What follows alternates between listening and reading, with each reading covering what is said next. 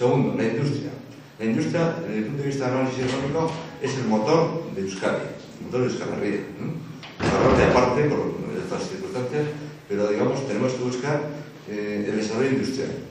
Todos los cantos de sirena que andan apareciendo, que si los servicios, que si la hostelería, que si el turismo, que si tal y cual, eso es un aspecto complementario. Pero el motor es la industria. Si la industria va mal, el coche no funciona. Pues si el motor no funciona, no arranca. Y es lo que está pasando con la industria vasca. ¿Por qué está mal la industria vasca?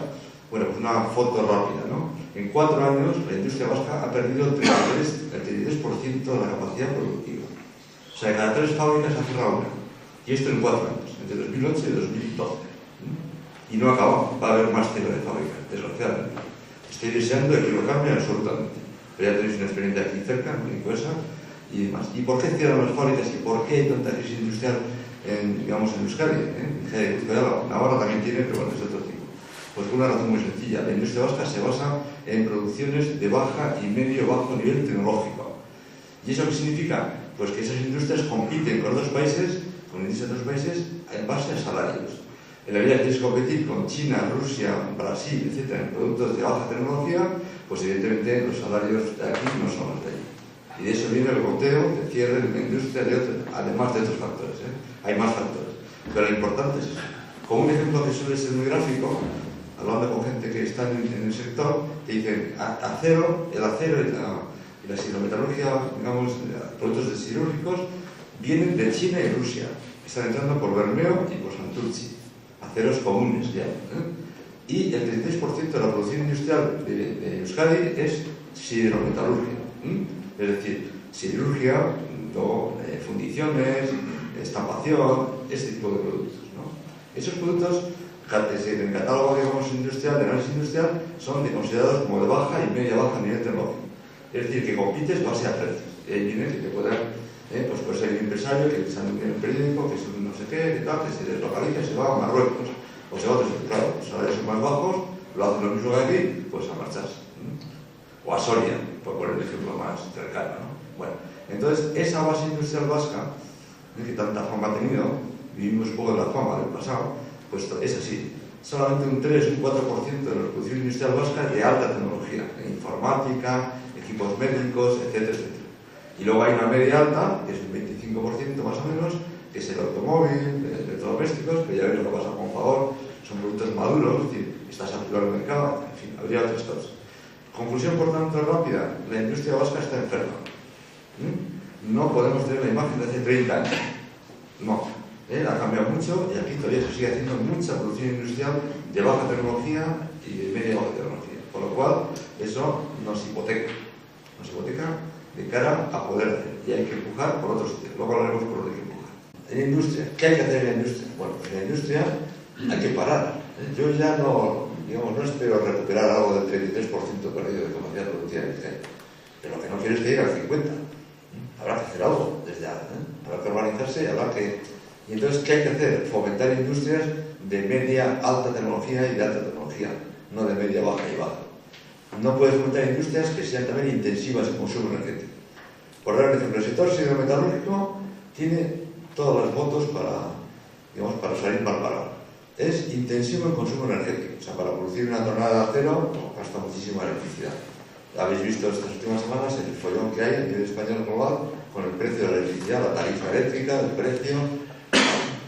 Yo conozco a un delegado sindical que está ahí en ACB y dice, no, aquí trabajamos de noche, porque de noche es más barata la tarifa eléctrica que de día. En ACB trabajan de 8 de la noche a 8 de la mañana y luego hacen otras cosas, mantenimiento, etcétera, ¿no? Otra fundición, que hablando de otra persona que conozco una fundición, que la fundición también consume mucha energía eléctrica. También trabajan de noche para aprovechar. Es que no puede estar así, o sea, eso no se puede funcionar de esa manera, ¿no? Bueno, quiere decir que el sector siderurgico consume mucha electricidad y encima es contaminante. Y encima es de baja tecnología. Es decir, que tienes que competir con los chinos y con los rusos. Pues eso no es futuro. Eso hay que ir haciendo las cosas.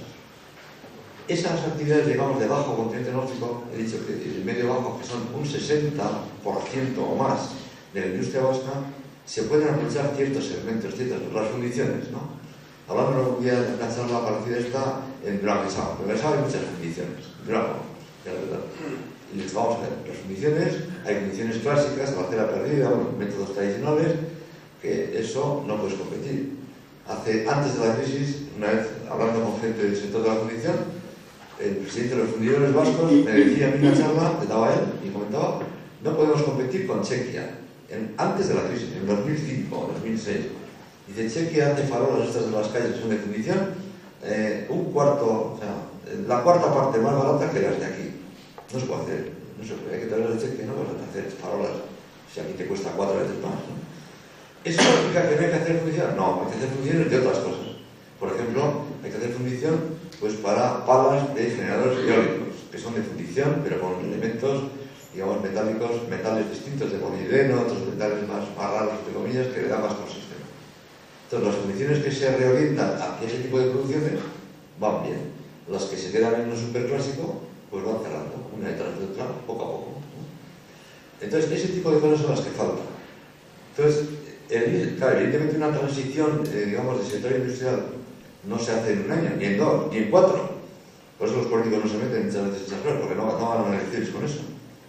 Digamos, periodos electorales son de 4 años. Los políticos, en el mejor de los casos, van a cubrir algo y a salir a la palestra y al público diciendo hemos conseguido esto, lo otro, lo otro y lo otro. Oiga, y si tarda más de 4 años, pues eso no es rentable políticamente el que venga detrás que arregle. Por decirlo de una manera gráfica, aquí se han perdido unos 14 años. La época de expansión, desde el 93, al 2007, 14 años, ha habido mucho dinero, se ha hablado mucho dinero en muchas cosas, pero no se ha preparado el futuro. Y ahora, en plena crisis, 2014, nos tenemos que comer patatas todo lo que tenemos. Por eso les suelo decir que esta crisis va a durar 4 o 5 años por lo menos. Yo deseo de equivocarme al 100%, pero hago apuestas aquí con una cena entre 4 años. ¿Por qué? Porque esa base industrial no se cambia. Y entonces, lo que pasa es que la crisis básica industrial es un goteo. Cierra una empresa aquí, cierra otra allí, se deslocaliza la siguiente. Pero claro, el goteo, eso, en los que analizamos estas cosas, y en 4 años que ha habido, pues eso, 33% de capacidad industrial fuera de juego.